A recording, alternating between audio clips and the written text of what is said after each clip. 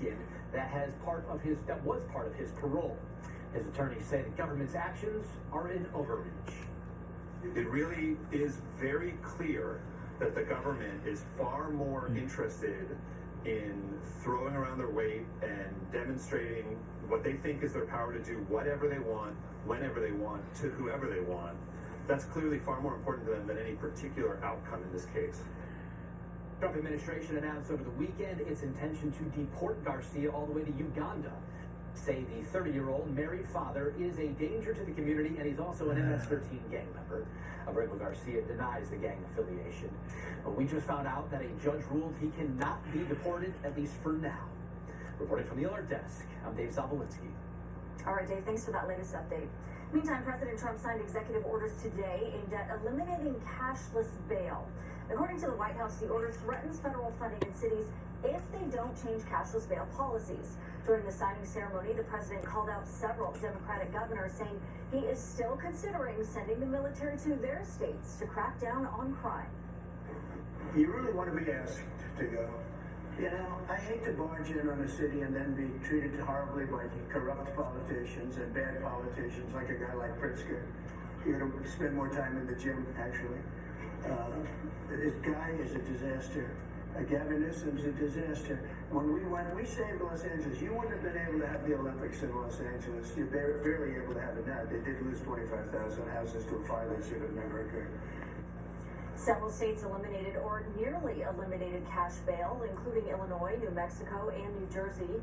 President Trump signed another executive order, this one aimed at prosecuting people who desecrate the American flag.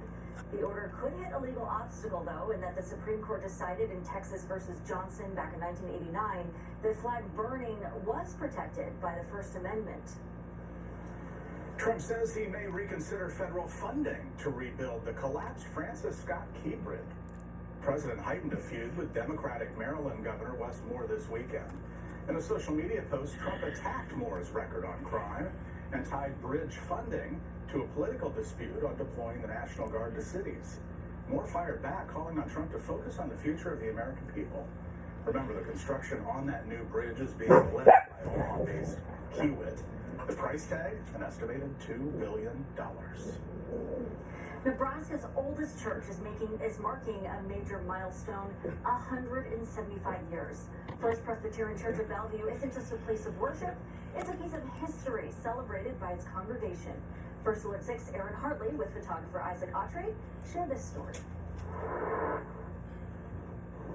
If these walls could talk, they'd have a lot to share. This church was founded as the first church west of the Missouri River. It was even founded before Nebraska became a state. To celebrate 175 years, church members like Kathy Talmadge volunteered time building this display, showcasing photos, items, even dressing in clothing that's true to the 1800s. In the pictures, you can see people in their dress and how it changes over the years. In 1850, Reverend Edward McKinney founded the First Presbyterian Church with 5 members. Construction didn't start until 1856. Eventually, the Bellevue College also started as a Presbyterian college for young men that wanted to become pastors.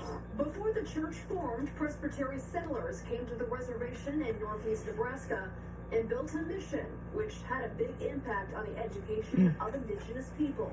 People that were involved with the mission school have died, and they're buried right here in the old mission school. In 1908, a tornado blew through the town, causing damages. When they rebuilt the steeple, they did not do a regular steeple like you see today on it. They put on, looked like a castle.